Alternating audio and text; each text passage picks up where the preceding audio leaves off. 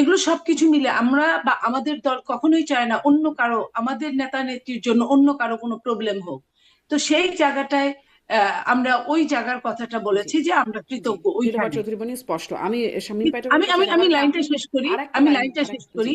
সেটা আচ্ছা, হচ্ছে যে তাহলে এই ধরনের কথা যেহেতু যখন আসে তখন সরকার কিন্তু আমাদের সরকার না, মানে বিএনপি সরকার না, হুম, এবং যে ডাক্তারগুলা তারাও বিএনপির ডাক্তার না। তাহলে এই কথাগুলা এভার কেয়ারের ডাক্তার আছে, তাদের সঙ্গে অনেকের আত্মীয়তা আছে, তারা তো নর্মালি জানতে পারে, তাহলে এই ধরনের কথাটা কেন আসবে? হুম, জি, একদম স্পষ্ট।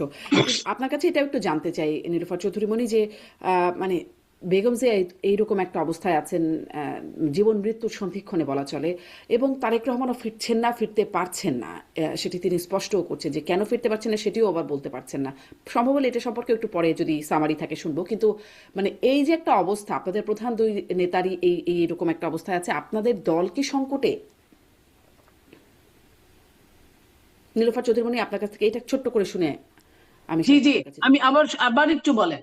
আমি জানতে চাইছিলাম যে আপনার দল কি কোনো সংকটে আছে, যে বেগম জিয়া যিনি প্রধান নেতা জীবন মৃত্যুর সন্ধিক্ষণে, তারেক রহমান শীর্ষ নেতা, তিনি দেশে ফিরছেন না, ফিরতে পারছেন না কোনো এক স্পর্শকাতর বিষয়ে, যেটির বিষয়ে তিনি বলতেও পারছেন না। মানে এটি হয়তো পরে আসবো যে আপনারা আর বিশেষ কিছু জানলেন কিনা, কিন্তু এই যে একটা পরিস্থিতি, এর কারণে কি আপনাদের আপনাদের দল সংকটে কোনো? দেখেন, এখানে বলার অপেক্ষা থাকে না, দল তো কিছুটা তো দলের উপর দিয়ে যাবে, সংকট বলেন বা যেটাই বলেন, আমি সত্যকে অস্বীকার ওইভাবে করব না। বিভিন্ন জনের বিভিন্ন রকম কোশ্চেন থাকতে পারে। আপনি যদি ধরেন যে সংকটে পড়েছে তাহলে পড়েছে, যদি আপনি না ধরেন আপনার মাইন্ডসেটের উপর ডিপেন্ড করবে। আপনি যদি মনে করেন যে না সংকটে পড়ে নাই, বিএনপিতে অন্যান্য অনেক নেতা আছে, তারা আপৎকালীন বিএনপির এমন হয়েছে এই 17 বছর 18 বছর বিএনপির অনেক নেতারাই কিন্তু চালিয়ে গেছে। ম্যাডাম যখন দেশের বাইরে হুম, অসুস্থ জনিত কারণে 3-4 মাস থেকেছেন, ম্যাডাম যখন 2 বছর জেলখানায় থেকেছেন, তখনও কিন্তু চালিয়ে নিয়ে গেছেন, এবং তখনও কিন্তু আমাদের অ্যাক্টিং চেয়ারম্যান উনি দেশের বাইরেই ছিলেন। তখন কিন্তু এই প্রশ্নগুলো উঠে নেয়। আজকে যখন এই প্রশ্ন উঠছে, যখন প্রশ্ন যে বা যারা তুলছেন তাদের উদ্দেশ্যে বলতে চাই, তারা সংকট সৃষ্টি করার চেষ্টা করছেন, সেই হিসেবে দল সংকটে আছেন। শুধুমাত্র সিটি ব্যাংকে অ্যাকাউন্ট থাকলেই করতে পারবেন গুগল পে, তাই অ্যাকাউন্ট খুলুন আজই।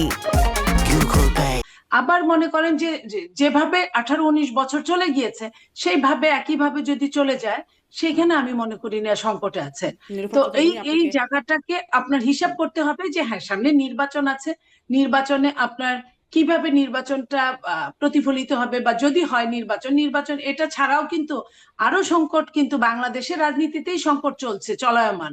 এই কারণে যে ইতিমধ্যে রিট হয়েছে আপনার নির্বাচনকে কেন্দ্র করে।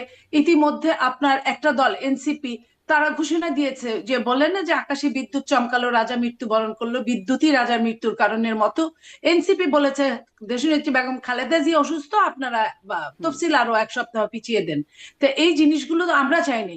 এই জিনিসগুলো যে বা যারা যাদের জি, স্বার্থ নিয়ে কাহিনী, স্বার্থটাকে তারা ফুলফিল করার চেষ্টা করছে, সেই হিসেবে যদি মনে করেন যে দেশের এবং দেশের রাজনীতি জায়গায় সংকট চলছে, তাহলে আমি বলবো যে এটা মাইন্ডসেটের জি, উপর ডিপেন্ড জি, করে। নীলোফার চৌধুরী মনি, ধন্যবাদ আপনাকে। আমি শামীম পাটোয়ারি আপনার কাছ থেকে একটু এই প্রসঙ্গটাতেই কথা বলি। বিএনপি চেয়ারপারসনের যে বর্তমান শারীরিক অবস্থা এবং যে বাস্তবতা, যেটি নিয়ে নীলোফার চৌধুরী মনিকেও জিজ্ঞাসা করছিলাম, বিএনপি কি কোনো সংকটে, মানে এবং এই অবস্থা বা মানে বিএনপির দলের ভেতরকার এই অবস্থার একটা বহিঃপ্রকাশ বা রাজনীতি কি একটা সংকটে এর কারণে?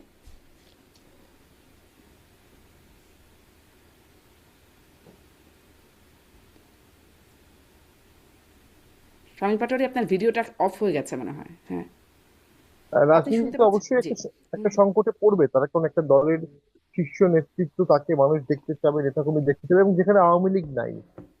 যখন আওয়ামী লীগ ছিল তখন তার বিদেশে অবস্থানটা আন্ডারস্ট্যান্ডেবল ছিল। আওয়ামী লীগের পতনের পরেও ব্যাপারটা একই রকম রয়ে গেল। এটা একটু আমি মনে করি বেশ অনেকের মনে প্রশ্ন উদ্বেগ করেছে। বাট ওনার ওয়াইফ এসেছেন এবং পারিবারিক দায়িত্ব পালন করছেন, হয়তো বা দলীয় কোনো মেসেজও থাকতে পারে। তো সেদিক থেকে তো আমি মনে করি এইটা বড় সমস্যা না। প্রথম সমস্যা হচ্ছে বাংলাদেশ কোনো সুষ্ঠু নির্বাচনের দিকে যাচ্ছে না। যদি এই নির্বাচন কমিশন এইভাবে ইলেকশন করেও ফেলে, সেটি কোনো সুষ্ঠু নির্বাচন হবে না, কোনো সমাধানের নির্বাচন হবে না, কোনো সমঝোতার নির্বাচন হবে না। পলিটিক্যাল একটা সেটেলমেন্ট তো হতে হয় একটা নির্বাচনের আগে।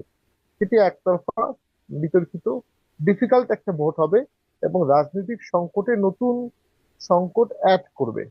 এবং সেই সরকারটাও খুব সুমসৃণ পথে চলবে না, প্রতিনিয়ত হোঁচট খাবে, প্রতিনিয়ত বাধা হবে,